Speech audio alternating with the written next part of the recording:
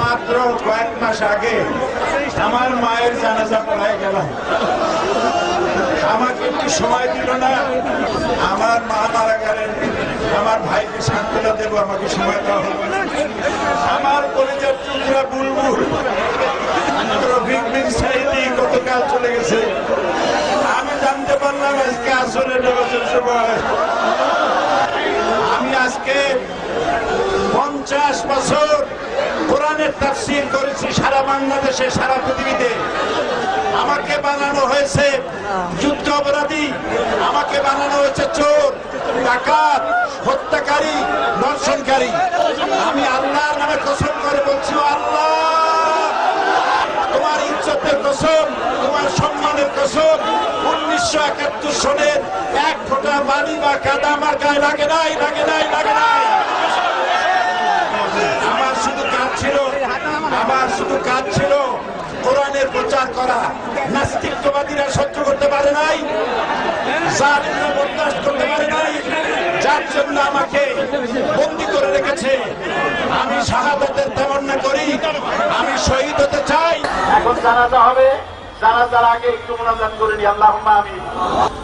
রব্বানা যালামনা আনফুসানা ওয়া ইন লাম তাগফির লানা ওয়া তারহামনা লানাকুনান্না মিনাল খাসিরিন। আল্লাহ তাআলা ইব্রাহিম আলাইহিস সালামের কি কষ্ট হয়েছিল ইসমাইলকে জবাই দিতে।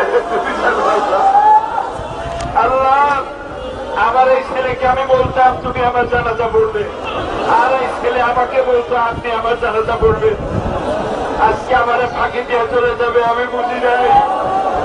কোর্টে আমার সঙ্গে দেখা করলো, আসবার সময় বলে আসতে পারে নাই, আমি বুঝতে পারি নাই ওটাই তার শেষ দেখা।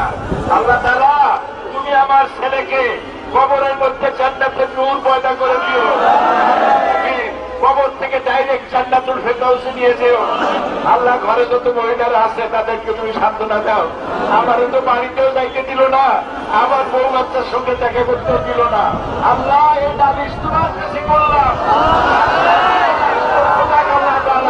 আল্লাহ তাআলা মাজলুমের দোয়া, মাজলুম আর আল্লাহ মাঝখানে কোন মজা নাই। আমি মাজলুম, আল্লাহ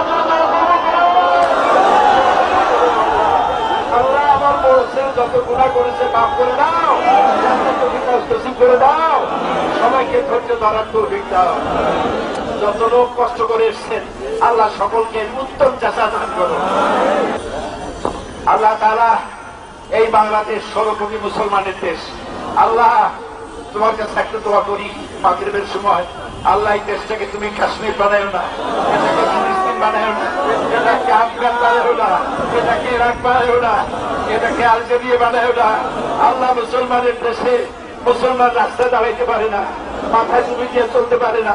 আল্লাহ মুসলমানদের রক্ষা করো, মুসলমানদের বাঁচাও, ইসলামের শরীয়ত বাঁচাও, কোরআন সুন্নাহ বাঁচাও। আল্লাহ তোমার দ্বীনের খাদেম যারা তাদেরকে রক্ষা করো, হেফাজত করো। আল্লাহ তাআলা শহীদ হতে চাই, তবে চোর, ডাকাত, হত্যাকারী, দর্শনকারী, মিথ্যাবাদী ইত্যাদির কলঙ্ক বোঝা দিয়া ফাঁসি তো দূরের কথা, একদিনের সাদাও তুমি আমাদেরকে দিও না। আল্লাহ জালিমদেরকে হেদায়েত করো, না হয় বিদায় করো। আল্লাহ আমার কলিজার টুকরা চলে গেল তোমার কাছে, আমার কলিজার টুকরা, আমার কলিজার টুকরা, আমার কলিজার টুকরা। আল্লাহ জান্নাতে জায়গা করে দিও, ওর মাকে ধৈর্য ধরার তৌফিক দিও, ওর স্ত্রী ওর ভাইদেরকে ধৈর্য ধরার তৌফিক দান করে দিও। ربنا تقبل منا انك انت السميع العليم وتب علينا انك انت التواب الرحيم।